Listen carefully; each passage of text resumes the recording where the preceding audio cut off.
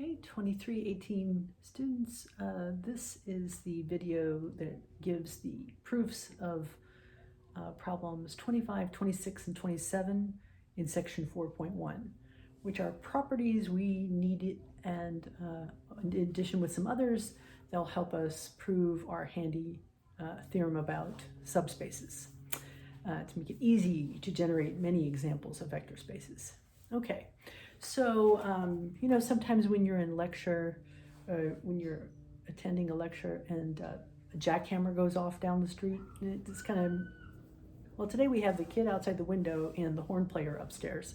So I apologize for the ambient noise. All right, so we're going over the proofs of those properties in exercises 25 through 27. 28 and 29 are going to have to wait for another video, another time. All right, so let's see. You guys can see all the way almost down to here. So I'm going to need to adjust that a little bit.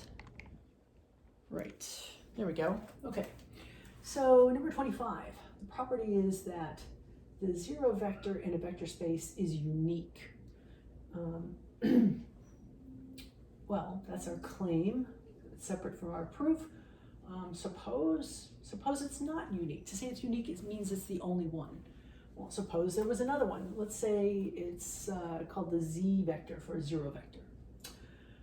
Well, if it's a zero vector, that means for any vector space in V, that V plus Z is equal to Z plus V is back to just V itself. All right? Now, notice that statement is supposed to be true for all vectors in the vector space. Well, the zero vector is in V. That was part of our axioms. Which axiom was that? Yes, throughout the lecture, I'm going to be asking you to figure out which axiom of the 10 axioms are used at a couple of junctures. This will be like some exercises you will see in the homework and on the tests. All right, so, the zero vector in V is in V by axiom, you fill in the blank, okay? So it is one of these vectors. So therefore, I could take every instance of V here and replace it with the zero vector. So that means the zero vector plus Z is equal to Z plus the zero vector is back to the zero vector.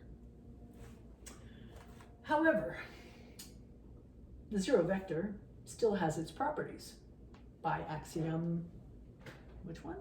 That if you add it to any vector, you get back to that vector itself.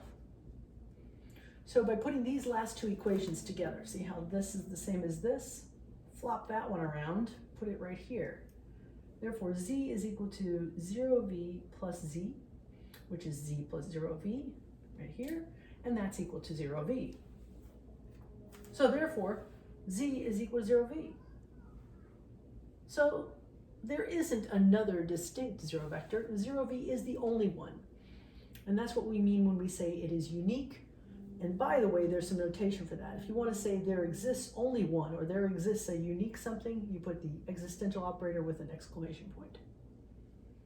Okay. Could you see all of that?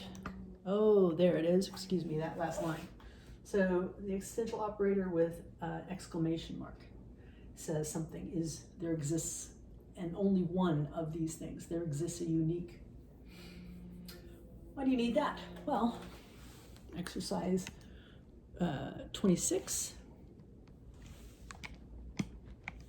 You can get a good view of it there from here. Yes, okay. So that claim is that for any vector in the vector space, how do you read that? There exists a unique opposite vector, such that if you add it to U, it's the same thing as adding it in the other direction. It commutes with its vector, and the two of them added together give you the zero vector. Okay, the claim is any vector's additive inverse is a unique thing. That's the claim. Well, the proof. Well, suppose, again, as long as it's the other one. Suppose there's another one.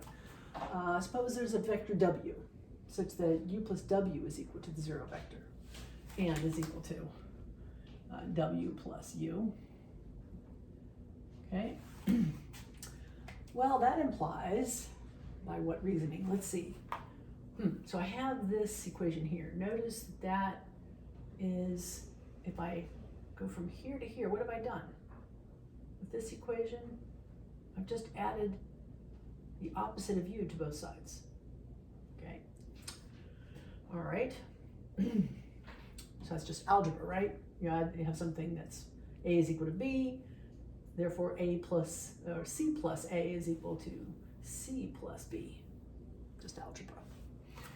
And therefore, now, we're going to go from this line to this line by what reasoning? By axiom, you fill in the blank. Find the axiom that works, makes that true. What allows you to move those parentheses from here to there, from there to there? Okay, bye. You're going to fill in that blank.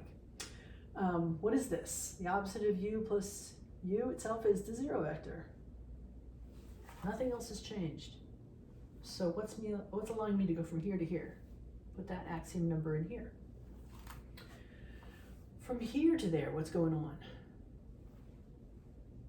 Adding the zero vectors to this thing, well, it just gives it back w. Adding the zero vector to the opposite of u just gives the opposite of w. Well, therefore we have that w, the purported other additive inverse, is actually the same thing as the opposite of u. And how do we get from this line to this line? What axiom? You put that number in there. So therefore we have it, that for every u in the vector space V, there exists a unique opposite of u also in V. And by the way, these numbers down here are telling you, helping you fill in the blanks to check your work. All right, number 27. See, from here to here, can you see? Not with that glare. It's gonna get worse. So we're gonna go like that. Glare is off of that bit. Oh, good, you get to see other things. So, can I move the camera? Does that help? Maybe help you look back. Okay. So on number 27, the property for any vector space, V with this underlying field F, a field always has an additive identity itself. A field has an additive identity, it has a multiplicative identity, it has a lot more things than a vector space, but it definitely has one of these. So if you're thinking of a field, think of the set of real numbers. This would just be good old 0 on the number line. So then for all the property that we're going to prove is that for any vector in this vector space, the 0 of the field, scalar multiplied by the vector u, gives you the 0 vector in the vector space. So notice how important it is that we use these arrows for things that are vectors and not. And if we're not using them, we understand that to be a scalar. You need to make sure that when you present your work that you are using the right symbols there.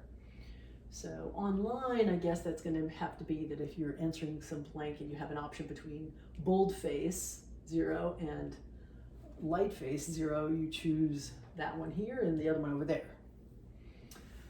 All right, so the proof is, let's see. First of all, notice that that's a scalar times a vector, but the 0 additive identity from the field, when added to itself, is just equal to itself.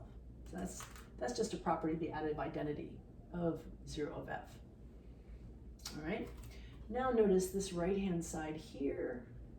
If I write it here, that's the same thing as this by one of our axioms. Can you fill in the blank? You have to. Go look through the axioms, find which one. Therefore, what do we have? That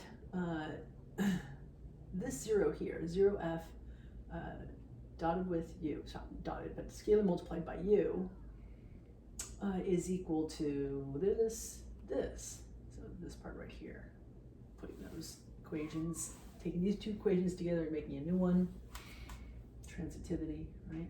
We get this. Why this big blank space? Well, because I'm about to add something to both sides and I'm slotting it in here and here. What am I adding? Well, if 0f times u is a vector, it's got an additive inverse. In fact, we showed over there it was unique, right? So if you add that additive inverse to both sides, and we're just doing algebra, just adding this, two things are equal, we're adding something that's one thing, the same thing on both sides. Therefore, this equation is true. Now, as we go from here to there, the left-hand side is not changing. The right-hand side is being regrouped. What axiom allows you to do that? Fill in the blanks. Next line, from here to there, this is collapsed to this. And this collapsed to that. By what axiom is that the case? You figure that out. Now let's see. That's not changed. This has become this. Why? What happened to that guy? That's by an axiom. Fill that blank in here. And look, therefore, what we have. That 0 from the field, scalar multiplied by a vector, is equal to the 0 vector. And that's quad S demonstratum, what we were to just demonstrate here. And by the way, there's your numbers there to check your work. All right, so coming up, we'll be proving 28 and 29, and then we'll finish that proof of Theorem 1.